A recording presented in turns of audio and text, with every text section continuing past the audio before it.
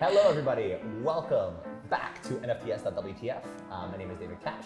We are here in Miami, Florida for Art Basel 2021, and I am joined with the incredible Gretchen Andrews. Thank you so much for being here today. Thank How you are for doing? having me, David. It's so wonderful to finally meet you in person. It's amazing. I've been very much looking forward to this. As some people watching may know, we've been doing a series where I get a chance to sit down and talk with some of my favorite artists in the space, of which you are definitely one. Thank you. And just wanted to share your practice and your perspective on NFTs with our audience and with the people listening. So yeah, it's a real pleasure.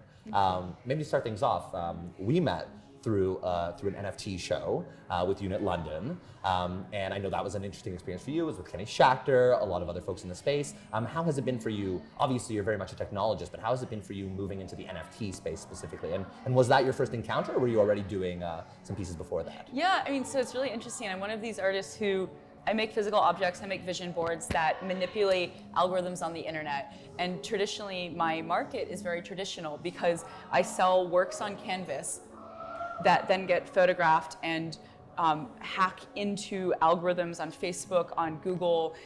They make all of my dreams come through Google. I've hacked major art institutions, the presidential election results in 2020, the map of the EU, I put the UK back into it through these like literary physical painting-based vision boards. So I've always had a very traditional practice from a market perspective. And the digital component in my work has been seen not as something that people could acquire, not as something that museums could collect. So they bought just the physical thing. And so I've been having a very digital practice for a long time, but with NFTs, what really has started to happen is now that aspect of my practice that is performative and the search results changing online and the archive of that is actually something that people can collect and support. And we'll probably talk about this more later, but I see it as like a way that people can really invest in me and in my practice, even if they don't want to own physical things, even though they know I have a physical practice, there's still a way to own and be involved in it. Absolutely. And I think it's really changed the space for so many different creatives. I've talked to a lot of performance artists, I've talked to a lot of musicians who haven't been able to find ways to monetize specific aspects of their practice. So I think that's definitely super relevant to you.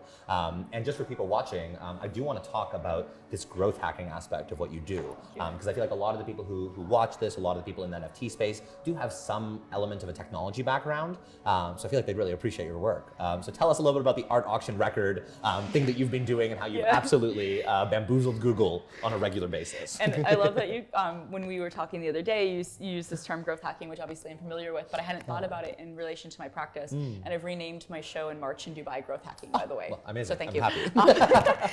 So a couple of years ago, I started making work about wanting to be part of the art world. And so I would take a canvas that I'd make a drawing of a cover of Artforum, and I'd put myself on it, and it'd be like a 60 by 60 inch canvas with a like a drawn copy of Artforum. So not a fake, I called it aspirational news, not fake news, future news. Right. And I've done the same thing with the contemporary art auction record. So if you, anywhere in the world, go onto your computer and Google contemporary art auction record, what comes up as the top search results are my physical artworks about me wanting to have a contemporary art auction record. So like, I've tested it, it's real, it does work.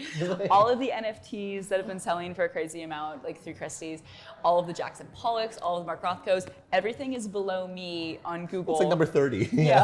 Like the first. And the physical works are like, you know, two drawn people carrying a frame into an auction house. But it's your work. And it's my work. It's a drawing of when it happens. Yeah. And that's why I call them vision boards, because this is something I want, and I visualize it on the canvas, and then I force the internet and Google to manifest it and visualize it for me, in almost treating the internet as a global subconscious, as my own subconscious, that also doesn't understand the difference between aspiration and accomplished fact. And I'm using that Perception to— is reality. Yeah, exactly. Yeah. To make work about wanting to be in these places of power, appearing in these places of power, and then increasingly actually being here, sitting with you, my museum show in Austria, growth hacking show in Dubai, like the whole thing. It's incredible. That's incredible. And I feel like in the NFT space now, we've been using these terms like phygital, or like trying to blend realities, like digital and physical realities for the past year, but you've been doing this for quite a while. How did that part of your practice, like the intent to integrate technology into such physical works, how did that come about for you? Yeah, so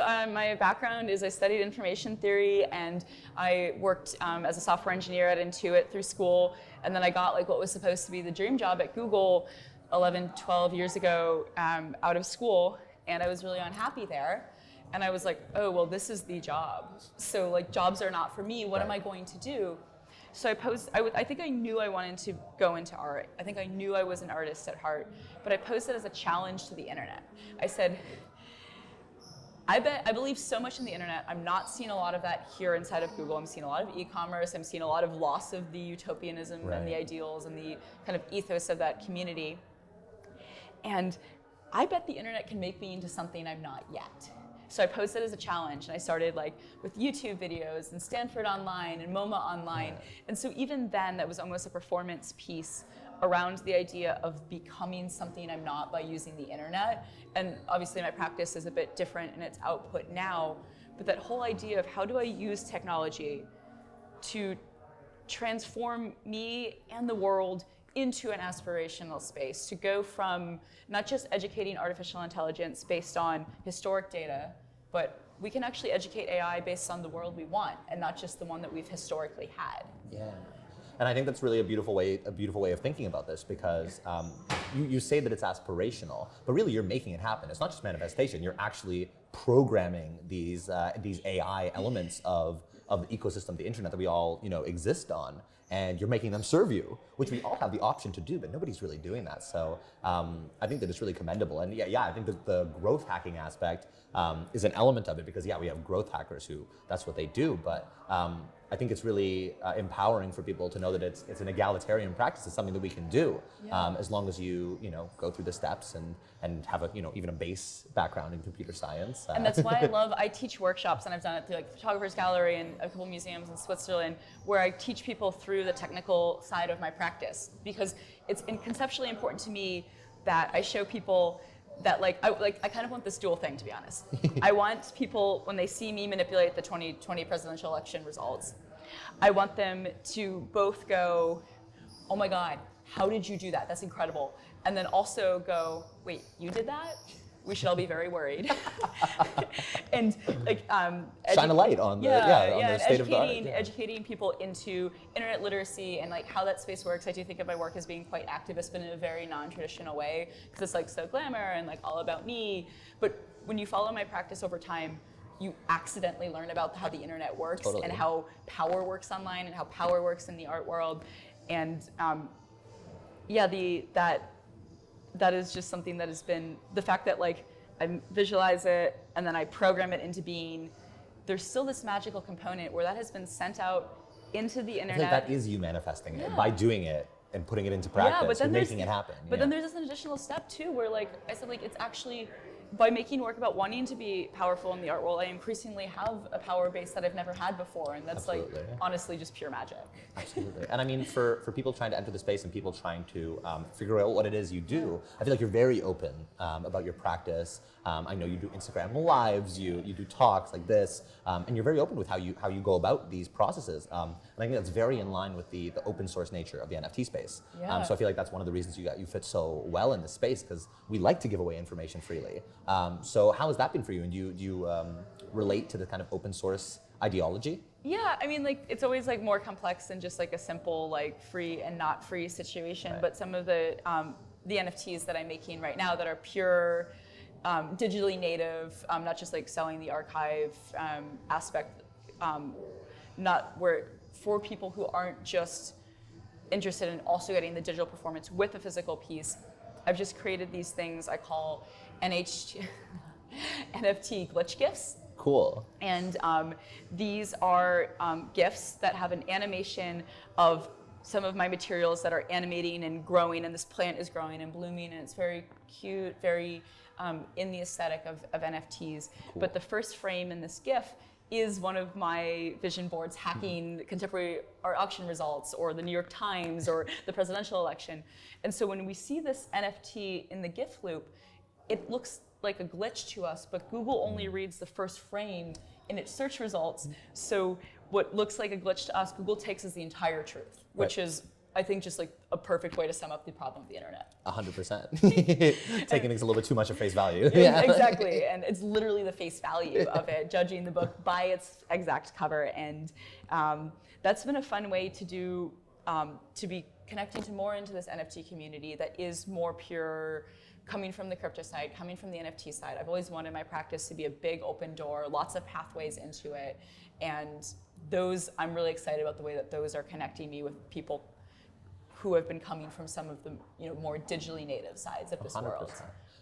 When I talk about NFTs, I like to talk about the concept of hypermodernity. Okay. So like this concept that like we've reached a point in society where technology is progressing at a rate that we can't comprehend as a society. And I think like the best example of that is like computers or the internet. Okay. The average consumer has no idea how it works.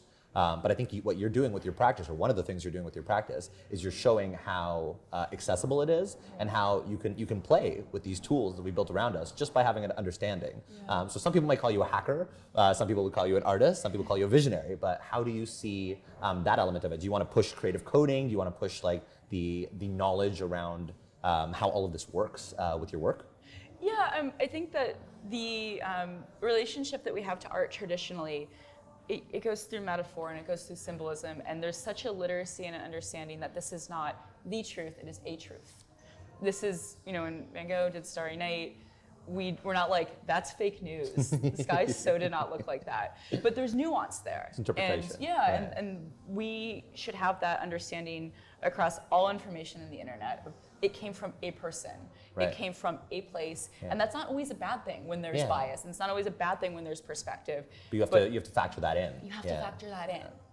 100%. Yeah, and you have such a beautiful perspective on this space. It's really a pleasure. Thank you. I know that we don't want to keep this too long, but I would like to give you an opportunity to talk maybe a little bit more about what you're doing right now. What's next? I know you've been exhibiting all over here. We have a couple gallery shows happening over the week. Yeah. But what's coming up next? What are you really excited about as we move into 2022? Well, I specifically want to talk about a project that I mentioned it on my panel at Design Miami on Wednesday, but it was the first time I've told anybody about this. And so this is something I'm really excited to tell you about.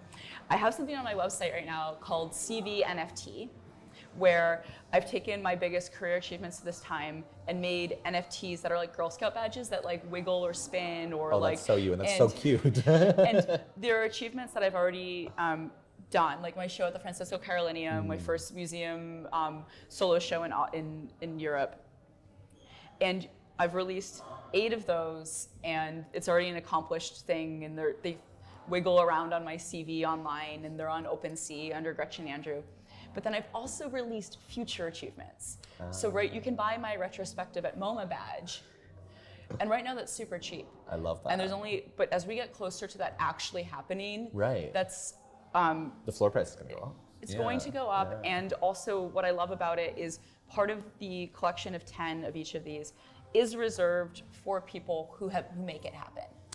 Oh, that's amazing. And this is something we were talking a little bit about too. I'm very excited about using smart contract and NFT. I've been learning to program in Solidity. Wow. My future gallery contracts, instead of just doing even for my traditional work, instead of just doing a very standard legal document, actually finding ways to make the table of people involved in my career and its success broader and more, honestly, more fair, because curators, press, people who put me into these things, it's all an economy of, I guess, eventually you get paid, and I want that to be favor different. Economy almost. I want that to be different, and I'm really excited about the potential for this technology to run my team and reward people differently, because there are people who don't want NFTs or physical work, but they believe in me and they want to invest in me, and I think these technologies are a really great way for let people pick winners, even if they don't want a glittery butterfly thing on their wall. I love that. And I think that integrating, your collaborators or the people who work with you into your smart contract and doing that in place of a contract, that's the future. I mean, that's what we're moving towards. We don't need to trust in lawyers anymore. We can trust in code. Yeah. And I feel like that's very in line with your work. So it's really exciting. I'm